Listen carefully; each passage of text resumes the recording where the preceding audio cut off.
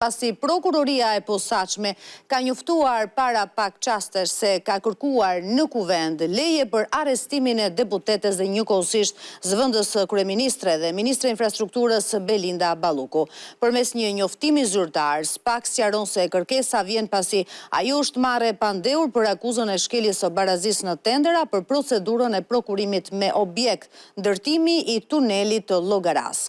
Po ashtu prokuroria thotë se Balluku ka marrë cilësinë e personit në netim edhe për 7 tendera të tjerë të Unazës së Madhe të Tiranës. Kërkesa e SPAK është bërë kuvendit me qëllim pasjen e mundësisë për të kërkuar një masë më të rëndë për zëvendës kryeministren. Pak ditë më parë, gjykata kushtetuese e ktheu Ballukun në detyrë duke rrëzuar e hequr masën e pezullimit të vendosur nga GKK.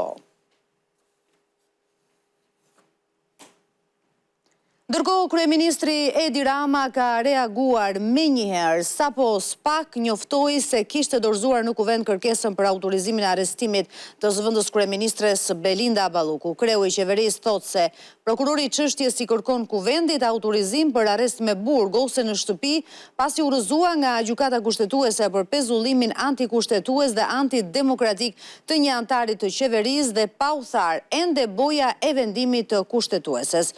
Që arrest pa gjyq në daç në shtëpi e në daç me burg janë bërë një modë vrazh në Shqipëri e që Shqipëria është bërë një vend me më shumë të paraburgosur se sa të burgosur, një fakt i turpshëm pas një lidhje me standardet demokratike europiane, gjë që ka shqetësuar seriozisht edhe Këshillin e Europës, kjo dihet botërisht, shkruan Rama në llogarinë e tij në rrjetin social X.